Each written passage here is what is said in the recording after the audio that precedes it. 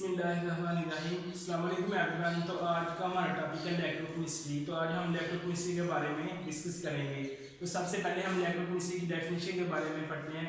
तो इसकी डेफिनेशन है such branch of chemistry that deals with the relationship between the electricity and chemical reactions is called electrochemistry। तो इसका मतलब है कि इलेक्ट्रोकेमिस्ट्री हमें केमिकल रिएक्शंस और इलेक्ट्रिसिटी के दरमियान रिलेशन के बारे में बताती है कि केमिकल रिएक्शंस और करंट के दरमियान क्या रिलेशन है, तो उसे हम बोलते हैं इलेक्ट्रोकेमिस्ट्री। तो उसके बाद केमिकल रिएक्शंस दो तरह के होते हैं, स्पॉन्टेनियस रिएक्शंस और नॉन स्पॉन्टेनियस रिएक्शंस। तो स्पॉन्टेनियस रिएक्शंस ऐसे रिएक्शंस होते हैं कि जिनके लिए किसी एक्सटर्नल फोर्स की जरूरत नहीं पड़ती, मतलब किसी एक्सटर्नल एजेंट की जरूरत नहीं पड़ती, वो खुद ब खुद टेक प्लेस होते हैं। तो ये हमारे पास स्पॉन्टेनियस रिएक्शंस हैं।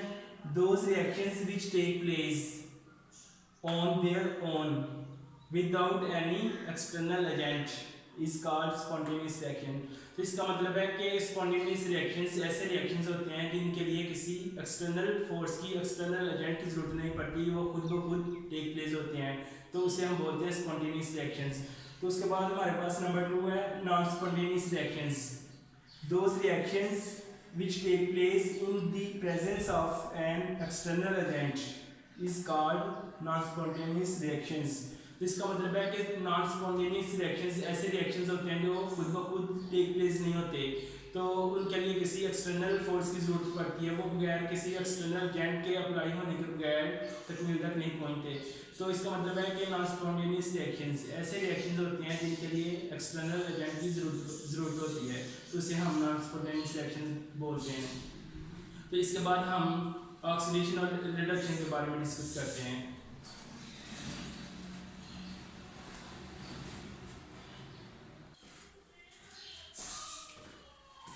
तो अब हम बात करेंगे ऑक्सीडेशन और रिडक्शन के बारे में।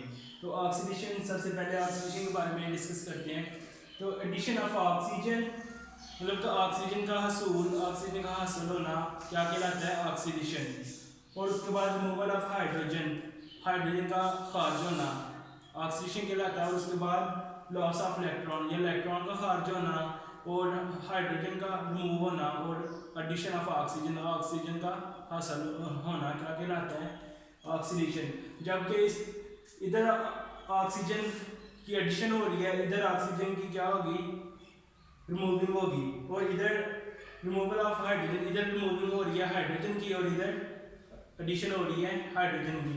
और इधर इलेक्ट्रॉन का लॉस हो रहा था, इधर इलेक्ट्रॉन का क्या हो रहा है, गेनिंग हो रही है इलेक्ट्रॉन की।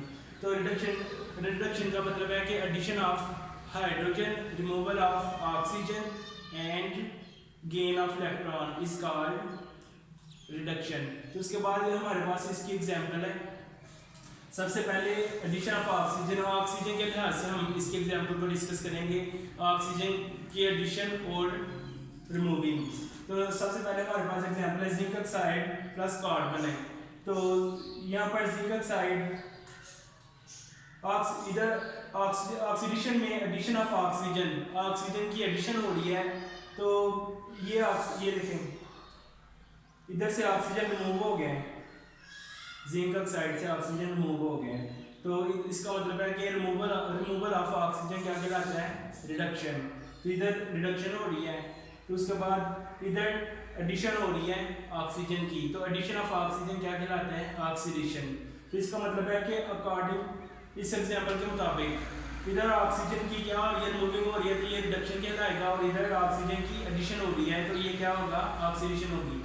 तो उसके बाद नंबर 2 एग्जांपल हमारे पास अकॉर्डिंग टू हाइड्रोजन। तो इधर देखिए, इधर हमारे पास हाइड्रोजन क्या हो रहा है, रिमूव हो रहा है। इधर से हमारे पास हाइड्रोजन रिमूव हो गया, तो रिमूवल ऑफ हाइड्रोजन क्या कहलाता है, ऑक्सीडेशन। जबकि एडिशन ऑफ हाइड्रोजन क्या कहलाता है, रिडक्शन। तो इधर हमारे पास हाइड्रोजन रिमूव हो गए, तो इधर ऑक्सीडेशन हो गया है। तो इधर हमारे पास हाइड्रोजन की क्या हो रही है, एडिशन हो रही है, हाइड्रोजन ऐड हो रहा है। तो इधर हाइड्रोजन रिमूव होने के बाद सल्फर आ गया, और इधर कलोरीन था, तो हाइड्रोजन के ऐड होने के बाद क्या बन गया, HCl। तो इधर हाइड्रोजन की क्या आ रही है, एडिशन हो रही है, तो इधर क्या होगा, रिडक्शन होगी। तो उसके बाद नंबर 3 है इलेक्ट्रॉन के हवाले से हम इसको डिस्कस करेंगे, ऑक्सीडेशन और रिडक्शन को। तो लॉस ऑफ इलेक्ट्रॉन क्या कहलाता है, ऑक्सीडेशन। जबकि गेनिंग ऑफ इलेक्ट्रॉन क्या कहलाता है, रिडक्शन। तो ये हमारे पास एग्जांपल है जिंक की। दो मॉलिक्यूल है हमारे पास जिंक के, तो इधर जिंक ने दो अपने इलेक्ट्रॉन क्या कर दिए हैं, लूज कर दिए हैं, लॉस कर दिए हैं। तो इलेक्ट्रॉन की लॉसिंग क्या कहलाती है, ऑक्सीडेशन। तो उसके बाद इसने दो इलेक्ट्रॉन अपने लॉस कर दिए, तो इधर क्या होगी, ऑक्सीडेशन हो गई। और रिडक्शन, तो इधर हाइड्रोजन के दो एटम हमारे पास, उसने दो अपने इलेक्ट्रॉन पहले लूज किए हुए हैं। तो इसने जिंक ने जो अपने दो इलेक्ट्रॉन लूज किए हैं, तो वो हाइड्रोजन इलेक्ट्रॉन को क्या कर लेगा, गेन कर लेगा। तो वो हाइड्रोजन का मॉलिक्यूल गैस फॉर्म में आ जाएगी हाइड्रोजन। तो एडिशन, इधर इलेक्ट्रॉन की क्या हो रही है, एडिशन हो रही है, गेनिंग हो रही है। तो गेनिंग ऑफ इलेक्ट्रॉन क्या कहलाता है, रिडक्शन कहलाता है। तो जबकि लूजिंग ऑफ इलेक्ट्रॉन क्या कहलाता है, ऑक्सीडेशन। तो इसके बाद हम ऑक्सीडाइजिंग एजेंट और रिड्यूसिंग एजेंट के बारे में डिस्कस करते हैं।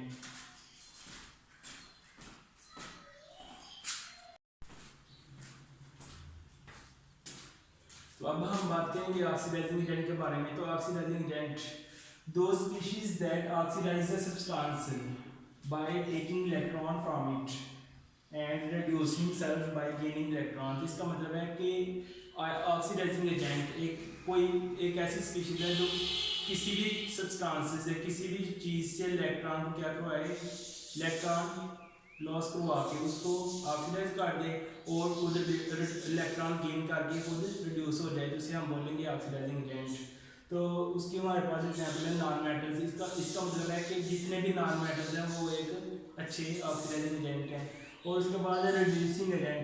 तो दो species that reduce substances bye donating electron. तो कहता है कि रिड्यूसिंग एजेंट एक ऐसी स्पीशीज है जो किसी भी सब्सटेंस से इलेक्ट्रॉन, किसी भी चीज़ को इलेक्ट्रॉन देकर उसे क्या कर दे, रिड्यूस कर दे, उसकी रिडक्शन करवा दे और खुद से इलेक्ट्रॉन रिमूव करवा के, खुद से इलेक्ट्रॉन अपने इलेक्ट्रॉन लॉस करके खुद को क्या कर दे, ऑक्सीडाइज कर दे। तो उसे हम बोलेंगे रिड्यूसिंग एजेंट।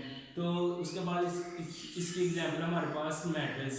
तो जितने भी हमारे पास मेटल्स हैं वो सब क्या है, एक अच्छे रिड्यूसिंग एजेंट है। तो ये था हमारा आज का लेक्चर। तो अगर आपको वीडियो अच्छी लगी है तो लाइक कर दें और चैनल को सब्सक्राइब कर दें। Thank you.